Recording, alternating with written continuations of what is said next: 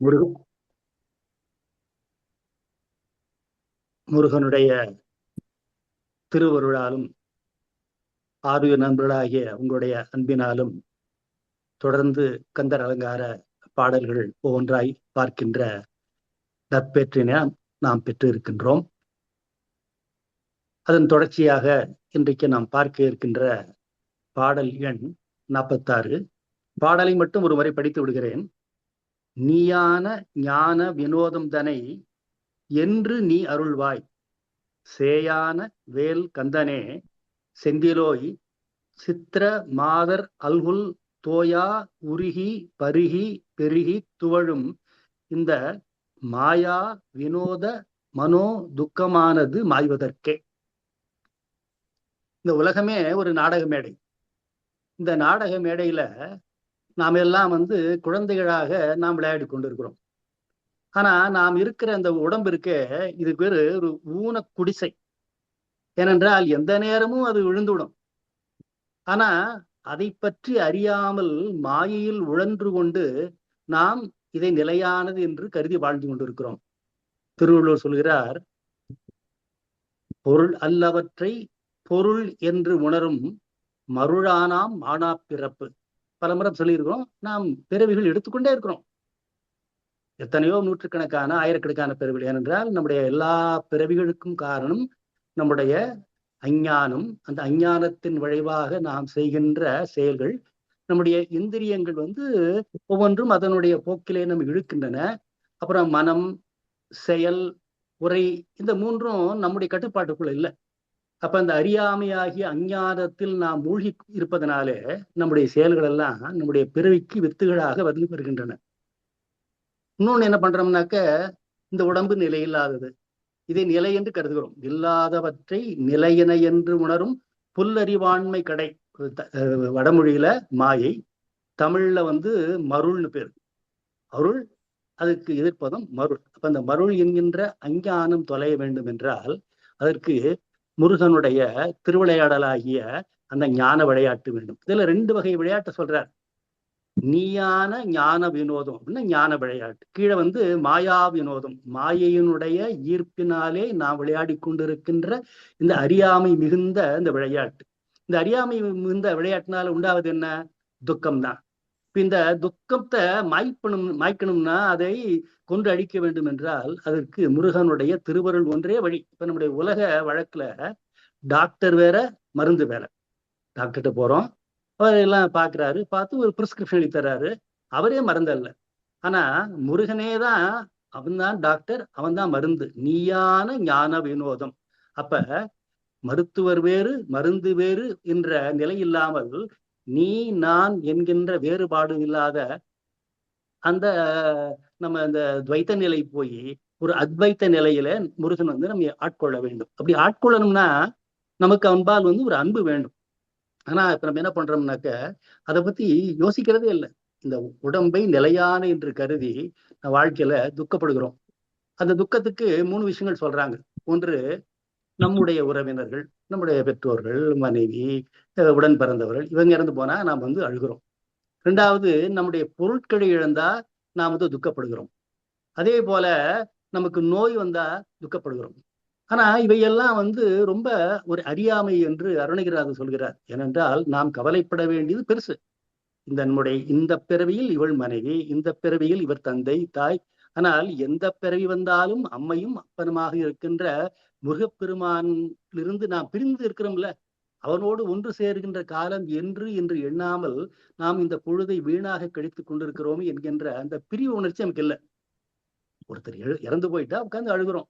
ஊரெல்லாம் கூடி ஒலிக்கழுதிட்டு பேரினைக்கு பிணமென்று பேரிட்டு சுரையம் காட்டிடை கொண்டு போய் சுட்டிட்டு நீரினில் மூழ்கி நினைப்பொழிந்தார்களை இருந்தாலும் பண்றோம். ஆனா இறைவனோடு நம்ம பிரிந்திருக்கிறோம் என்கின்ற அந்த உணர்வே இல்லாமல் நாம் இருக்கிறோம். அதே போல நம்முடைய பொருள் இழந்து போனா நாம் துக்கப்படுகிறோம். ஆனா எல்லாத்தை விட நாம் வாழ்கின்ற இந்த ஊன குடிசை நீங்கி ஞான மாளிகையாகிய முத்தி, அவனுடைய திருவடி பேறு அடைய வேண்டும் என்கின்ற எண்ணம் இல்லாமல் வாழ்ந்து கொண்டிருக்கிறோம். அதை போல இந்த நோய், உடம்புக்கு வருகிற நோய்கள் எவ்வளவு பெரிய நோய் வந்தாலும் அதுக்கு ஒரு மருத்துவம் இருக்கு. ஆனா இந்த பிறவியே நோய். இந்த பிறவியாகிய நோய் தீர வேண்டும் என்றால் அதற்கு ஒரே மருத்துவன்.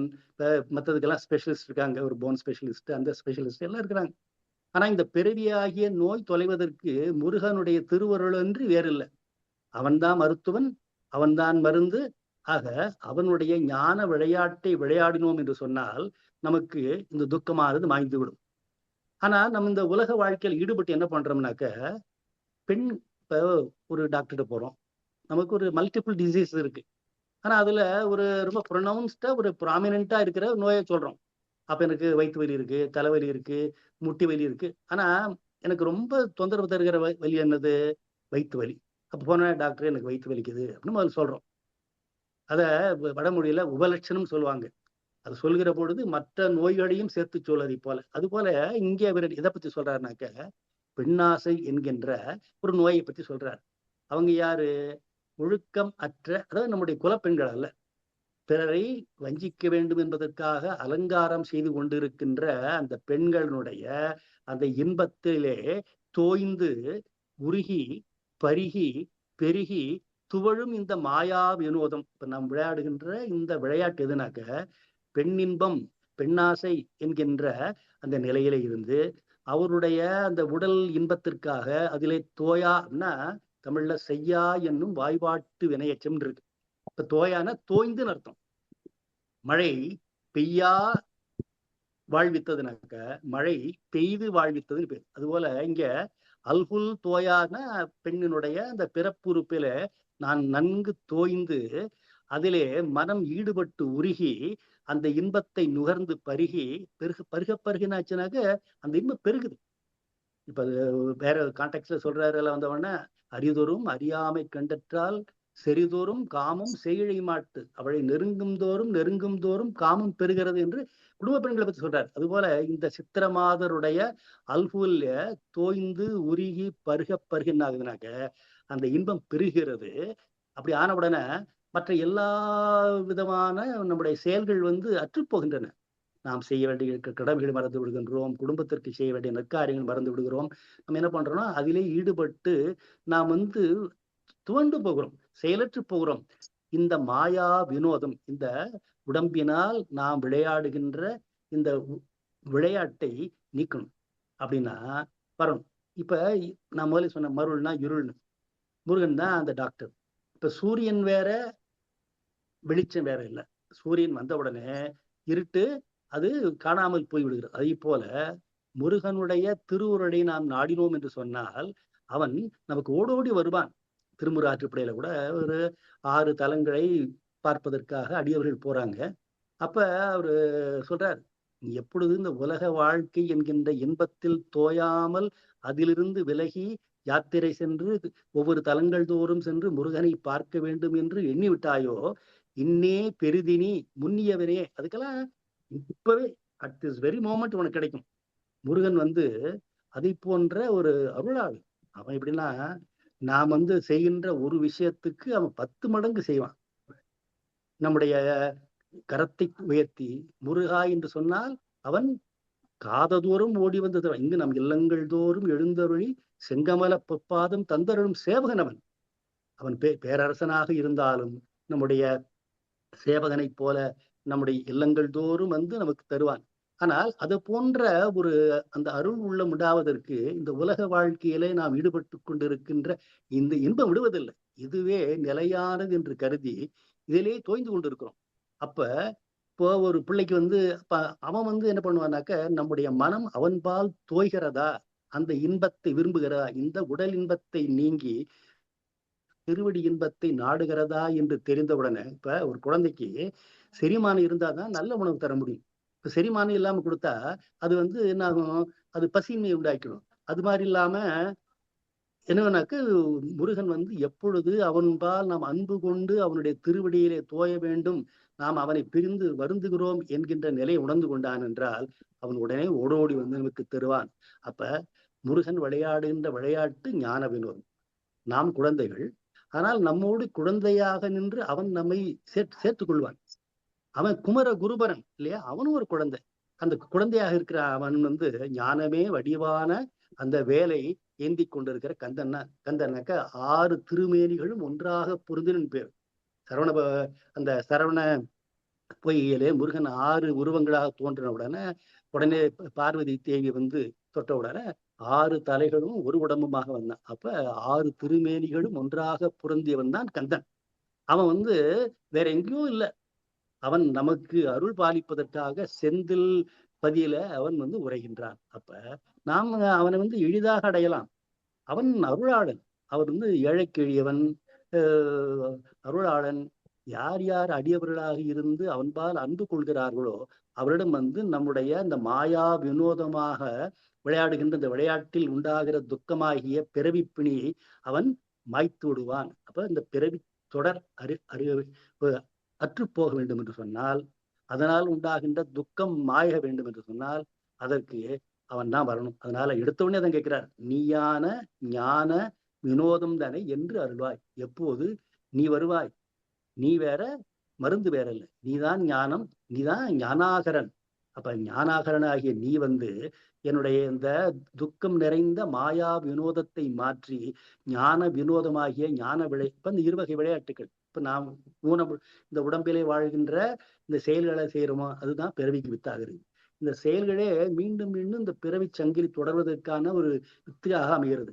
அது தீர வேண்டும் என்று சொன்னால் முருகன்பால் அன்பு கொண்டு அவனுடைய அருள் என்று கிடைக்கும் என்று ஏங்கணும் இல்லையா? எந்த ஒரு விஷயத்துக்கும் ஒரு நமக்கு ஒரு லாங்கிங் இருக்கணும் இல்லை? இப்ப அவனை அடைய வேண்டும் என்கின்ற அந்த ஒரு அன்பும் அந்த ஏக்கமும் முயற்சியும் இருக்கணும். இதெல்லாம் கூட நாம் என்ன பண்ணுவானாக்க அவன் ஓடோடி வந்து நாம் ஒன்று வேண்டினால் அவன் 100 தருகின்றவன். ஏனென்றால் வள்ளல். அப்படிப்பட்ட முருகன் வந்து நீயான ஞான வினோதம் தானே என்று நீ அருள்வாயின்னு கேட்கிறார். இது வந்து உரிமை இருக்குல்ல. அம்மா எனக்கு எப்ப நீ நைட்டு டிஃபன் தருவ அப்படின்னு அம்மாட்ட கேட்கிற மாதிரி இப்ப நாம வந்து அவங்ககிட்ட கேட்கிறோம். நான் இந்த உடம்பாகிய ஊனக்குடிசையில நான் இந்திரியங்களுடைய சூழ்ச்சினாலே அவதிப்பட்டு நான் பெண் இன்பம் என்கின்ற மாயையிலே சிக்கி அவளுடைய அல்குலிலே தோய்ந்து உருகி பருகி பெருகி துவழும் இந்த மாயா வினோதமாகிய அந்த விளையாட்டில் உண்டாகிற துக்கமானது மாய்வதற்கு நீ ஒருத்தன் தான் உண்டு. ஏனென்றால் உன்னுடைய வேல்தான் ஞானத்தின் வடிவம். நான் வந்து அஞ்ஞானம் நிறைந்தவன், மருள் நிறைந்தவன். இந்த மருள் நீங்க வேண்டும். இருள் இருக்கிறது, இருளே போகாது. நாம் ஒரு விளக்கை போட்டோம்னா இருள் காணாமல் போய்விடும். அதே போல இந்த இருள் நிறைந்த மருள் நிறைந்த மாயை நிறைந்த இந்த வாழ்க்கையை அழிக்க வேண்டும் என்று சொன்னால் அதற்கு முருகன் தான் வர வேண்டும். இப்ப கந்த புராணத்துல வந்து சூரபன்மன் வந்து மாயையின் குழந்தை. அவனுடைய தாயினுடைய பேர் மாயை. அப்ப மாயையினுடைய குழந்தைகள் தான் மனம். இப்ப மாயை என்பது அகண்டமா இருக்கு, உலகெங்கும் நிறைந்திருக்கிறது. இப்ப எப்படி ஒரு பெரிய ஆறு இருக்கு, அதுல பல கால்வாய்கள் கிளைத்து வருகிறதோ அதே போல மாயை என்பது உலகெங்கும் நிறைந்திருக்கின்ற இருள். இப்ப நம்முடைய மனமும் அதுவும் இருள் தான். அப்ப ஏனென்றால் நாம் மாயையினுடைய குழந்தைகளாக இருப்பதனால நம் உள்ளத்திலும் அஞ்ஞானம் நிரம்பி இருக்கிறது. இந்த அஞ்ஞானம் தான் செயல்களுக்கு காரணமாக இருக்கிறது. இப்ப அருள் வந்து நாம் முக்தி அடைவதற்கான காரணமாக அமையும். ஆனால் நம்முடைய அஞ்ஞானம் வந்து செய்கின்ற செயல்கள் வந்து நம்முடைய மனம், நம்முடைய உரை, நம்முடைய செயல்கள், நம்முடைய 5 இந்திரியங்கள் இவையெல்லாம் சேர்ந்து நாம் விளையாடுகின்ற இந்த அஞ்ஞான மாயா வினோதமாகிய விளையாட்டிலே பண்ணோம்னா நமக்கு கிடைப்பது துக்கம்தான். இந்த துக்கம் மாய வேண்டும் என்றால் ஒரே வழி. மற்றதுக்கெல்லாம் பல்வேறு விதமான தீர்வுகள் இருக்கலாம். ஆனால் அஞ்ஞானம் தொலைவதற்கு ஒரே ஒரு இடம் வந்து முருகனுடைய திருவடி தான். நான் வந்து யாரையோ இழந்து விட்டோம் என்று கவலைப்படுகிறோம், எந்தெந்த நோக்கு கவலைப்படுகிறோம். ஆனால் முருகனுடைய அந்த பிரிவை நினைந்து நாம் ஏங்கி வருந்துவதில்லை. நாம் முத்தி கிடைக்கவில்லையே என்கின்ற செல்வம் இல்லையே என்று ஏங்கி வருந்துவதில்லை. நாம் இந்த சாதாரண ஒரு நோய் வந்து விட்டதே கவலைப்படுகிறோம். ஆனால் பல பிறவைகளாக தொடர்ந்து வருகின்ற இந்த பிறவி பிணியை, இந்த நோயை நாம் வந்து ஏற்று வாழ்ந்து கொண்டிருக்கிறோமே என்கின்ற எண்ணத்தை நாம் கருதுவதில்லை. ஆகவே இவற்றுக்கெல்லாம் ஒரே தீர்வாக அமைந்திருப்பது முருகனுடைய திருவருள் ஒன்றுதான். அதனால நீயான ஞான வினோதம் தானே என்று நீ அருள்வா என்று எடுத்தவொடனே கேட்கிறார். நம்ம யாரு? செய். நாம குழந்தைகள். உலகத்துல நம்ம சொன்னேன், அது வந்து உலகம் வந்து நாடக மேடை. இந்த நாடக மேடைகளை நாம் எவ்வளவு பேர்களாக இருந்தாலும் நாம் செய்கின்ற செயல்களாலே குழந்தைகள் தான். நம்மோடு ஒன்று கூடி விளையாடுகின்ற பரிபக்குவம் உடையவன் முருகன். அதனால சேயான வேல் கந்தன். வேல் என்பது ஞானத்தினுடைய அடையாளம், வடிவம். அதுதான் வந்து அவன் கந்தன். அவன் 6 திருமேனிகளும் ஒன்றாக பொருந்தியவன். அவன் எங்கோ ஒரு தொலைவில் இல்ல, நம் அருகிலே செந்திற்பதியில இருக்கிறான். நாம் என்ன பண்றோம்? சித்திர மாதர், அதாவது பிறரை வஞ்சிப்பதற்காக, பிறரை கவருவதற்காக, தங்களை நன்கு அலங்காரம் செய்து கொள்ளக்கூடிய அந்த சித்திர மாதருடைய அந்த உறுப்பிலே நாம் மனம் தோய்ந்து, அதிலே உருகி, அந்த இன்பத்தை பருகி, அந்த பருக பருக அதனுடைய இன்பம் பெருக, நம்ம என்ன பண்றோம்னாக்க, மனம் வாடிப் போகுது. மத்த எல்லா செயல்களையும் செய்ய முடியாம தோழுகின்ற இந்த மாயா வினோதமான துக்கமானது மாய்வதற்கு நான் ஏங்குகிறேன். உடனே முருகா, நீயான ஞான விரோதம் தனை என்று நீ அருள்வாய் என்று கேட்கின்ற ஒரு அற்புதமான பாடல். அந்த பாடலை மீண்டும் ஒருவரை படித்து பொருள் சொல்கின்றேன். நீயான ஞான வினோதம் தானே என்று நீ அருள்வாய், சேயான வேல் கந்தனே செந்திலோய், சித்திர மாதர் அல்குல் தோயா உருகி பருகி பெருகி துவழும் இந்த மாயா வினோத மனோ துக்கமானது மாய்வதற்கே. குழந்தை திருக்கோலம் கொண்டவனாகிய வேலாயுதத்தை கையில் ஏந்திய கந்தவேளே, திருச்செந்தூரில் எழுந்தருள் இருப்பவனே, தம்மை பிறர் காணும்படி அலங்காரம் செய்து கொள்ளும் ஒழுக்கமற்ற மாதருடைய பிறப்பு உறுப்பிலே தோய்ந்து உருகி சிற்றின்பத்தை பருகி, அதனால் காமம் பெருகி செயலற்று வாட்டமடையும் இந்த மாயை விளையாட்டில் வரும் மனத்துயரம் அழியும்படி நீயன்றி வேறு அல்லாத ஞான விளையாட்டை எப்போது நீ அடியேனுக்கு அருள் செய்வாய். வினோதம்னா விளையாட்டு, சேன குழந்தை, சித்திரம்னா அலங்காரம், வியப்பையும் ஊட்டுவது. அல்குல் என்பது பெண்ணுடைய உறுப்பு, துவழும் என்றால் வாடும். ஆக இப்படிப்பட்ட ஒரு அற்புதமான பாடல் நம்முடைய முதலில் சொன்ன மாதிரி நில்லாதவற்றை நிலையென என்று உணரும் மருளானா மானா பிறப்பு. இந்த பிறப்பு தோன்றுவதற்கு காரணம் நம்முடைய அஞ்ஞானம் தான். அது ஏன்னாக்க, நாம் நிலையில்லாதவற்றை நிலையென என்று உணர்கிறோம். நாம் இந்த இன்பத்தை, இந்த பிறப்பை, இந்த வாழ்க்கையை, அதனால் கிடைக்கிற இன்பங்களை நிலைத்த இன்பம் என்று நினைந்து, நிலைத்த இன்பமாகிய முருகனுடைய திருவடி பெற்ற எண்ணாமல் நாம் வாழ்கின்ற வாழ்க்கையினாலே என்ன ஆகுறதுனாக்க, பிறவி பிணி தொடர்ந்து கொண்டே இருக்கிறது. இந்த சங்கிலி அறுபடாமல் இருக்கிறது. அது பிறவி சங்கி அற்று போய் நாம் அவன் திருவடியிலே ஒன்று கலந்து அவனுடைய முத்தி நிலை அடைய வேண்டும் என்றால், அவன் நம்பால் பரிவு கொண்டு அருளாளனாக அவன் அந்த ஞான விளையாட்டை நமக்கு அருளணும். ஏனென்றால் அது நம்முடைய செயல் இல்லை. நாம் அவன்பால் அன்பு கொண்டோம் என்றால் அவனே வள்ளல். அவன் நமக்கு நலமருளி இந்த பிறவி தொடரை அறுத்து நமக்கு அவனோடு ஒன்று கலக்கின்ற அந்த அத்வைத நிலையை தருவான். ஆகவே முருகன் அவர் எல்லோருக்கும் அதை போன்ற ஒரு நல்ல பேர் அருளட்டும் என்று சொல்லி இந்த அளவிலே இந்த பாட்டின் பொருளை நிறைவு செய்கிறேன். நன்றி, வணக்கம்.